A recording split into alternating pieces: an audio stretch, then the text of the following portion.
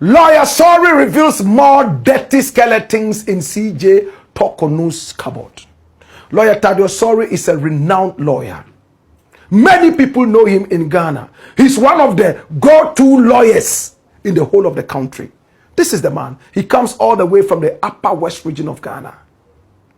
He's a smart lawyer. In fact, lawyers call him Prof. He's the professor of lawyers. This man here, you see all the books behind him, he has read all of them. Some of them he even wrote. When lawyers want to go to court in Ghana, they contact him to do the research for them. That's why they call him Prof. He also lectures at the law school, and when he speaks, it carries weight. One time, he was the lawyer of the GFA, Ghana Football Association, under Kwesi Nyantechi, who also is from the Upper West region. This is lawyer Sory, Prof. In fact, he is a battlefield legal litigant extraordinaire. That is him. He was the one who engineered the removal of CJ Gertrude Esaba Tokonu. This woman. In fact, there was one time they met in court at a certain sitting, and there was give and take, so embarrassing. So when a client came over to Sory and said, you know what, I want to petition the authorities to remove this woman, as if Sory had already been waiting for that. He said, come, I'll guide you. Pa. Then they were able to get another lawyer on board. Who was this lawyer they got on board? Chachu Chikata. He himself, a legal luminary.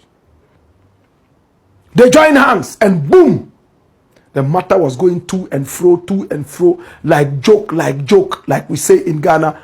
Bam! Tokono was kicked out for abuse of office, misuse of public funds, and what have you. She was kicked out to the glory and cheers of the nation. She went out. Right now, there is a new Chief Justice. Chief Justice Paul Bafuboni, who we spoke about last week. Now, Sory granted an interview to my very good uncle, brother, and friend, Kwesi Sintim Misa, aka KSM. And in this interview, he has opened another cupboard in the home of CJ Tokonu, former CJ. And the skeletons in there are not only rotten and smelling, but dirty. What did he say? He said something that every Ghanaian is talking about right now. And before I came into the studio, I had a lengthy conversation with him, and he gave me more information. But in the interim, listen to what he told Kwesi Sintim Misa, aka KSM. And there's an MP who has been fingered in this, and his name is Afenyo Markin. Watch this, my youth. Apart from the disrespect to the nominee, it even went further to affect another justice, the most senior justice of the day, Justice Puaman, who was the chairman of the committee that recommended that the Chief Justice be removed. To some extent, I would blame Justice Puaman, because as I have said, I think I've said here or somewhere, that his own report is the problem. The minority leader was one of the reasons why I petitioned, or my client petitioned for the removal of the Chief Justice. There was a huge count which mentioned his name and mentioned the acts that formed the basis of our petition. What was this count? We said he had set a precedent, in fact a record in the court, by being the only party or being the only person who within 2 hours was able to get a full panel of the Supreme Court presided over by the erstwhile Chief Justice, to give him orders that by the scope of the application before the court, no court of in the world of the common law jurisdiction will give him. Now, in the course of all of those proceedings and after, people who knew the two of them spoke to me and they said, don't you understand? That is his sister. The removed Chief Justice is his sister. When sister in terms of, they come from the same place. Okay. 1, 2. When her father died, the minority leader hosted her visitors, and people who were there called me. So in some of the, if I had attended the next proceedings, the next person against whom I was going to raise that objection was the Chief Justice. I said, you know, all of these arguments we are having back and forth, and you are literally descending into the arena of conflict, is because somebody that you are close to is the plaintiff in this particular matter. Who was the plaintiff? It is Afenyo Markin. 2, there is now information coming out that there are services being rendered in the judicial service which are linked to Afenyo Markin. He's rendering those services and getting commercial profits from them, and huge ones.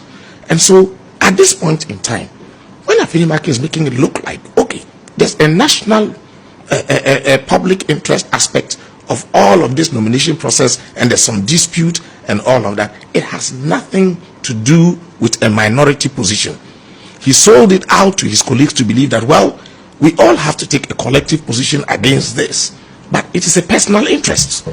And so the facts that we have show that you have an interest in her being there, and so he's crying louder than every other person because he has an interest in the woman being there. I think they should look at this whole idea of prior approval. That the Constitution didn't say vetting; it said prior approval of Parliament. There ought to be another way of, when they look at your CV. Lawyer Thaddeus Sory, the battle horse legal litigant. That's him. Now, what Thaddeus Sory is saying is very clear. Whilst CJ Gertrude Torkornoo was in power as the CJ, Chief Justice, Afenyo Markin was benefiting.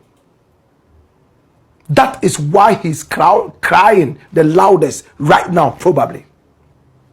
Some services in the judicial service, according to Thaddeus Sory, benefit him directly.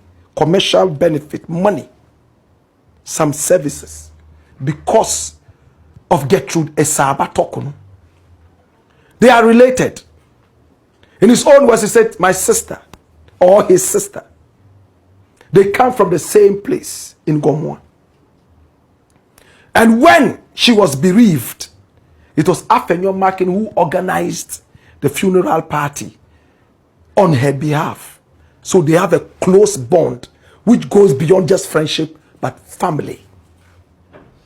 And you remember when that case came out about MPs crossing carpets? Some MPs wanted to cross carpets and then become independent candidates and blah, blah, blah in the next elections and all that. Remember when we had that so-called hang parliament? If that was going to be allowed, the NPP was going to lose majority, and the NDC all of a sudden would have become the new majority in parliament. So he ran to the court. Something which normally would have taken about 10 days to gather all the Supreme Court's panel members. It took just 2 hours. When CJ Torkornoo was there, did she have a special interest in this? Was it because it was Afenyo Markin? Then boom, they sat on it with unprecedented speed. And what was the judgment? In favor of Afenyo Markin. And the NPP remained the majority in the so-called hang parliament. Do we remember? This is what Lawyer Thaddeus Sory is talking about. So Afenyo Markin is now crying loud. And he even let his minority members out of parliament because a new chief justice was going to be sworn in. Better still, was going to be vetted and blah, blah, blah. And for that matter, Tokonu was going to lose it. They don't think about the nation anymore. They are thinking about their personal benefits, their whims and caprices. Lawyer Tadio Sory has spoken. These allegations are deep. The judicial services. What kind of services are rendered there that benefit Afenyo Markin commercially? Can we investigate that? Can our nation get a little bit more serious and investigate some of these things? At least that can be investigated. This is the Black Pot, aka Kuku Shodemo, where we speak truth to power. And CJ Tokono has been relegated to the background, maybe in the cupboard of dirty skeletons, while CJ Paul Bafuboni rise to the throne. May Ghana prosper. Is the Black Pot, aka Kuku Shodemo. And here we speak truth to power.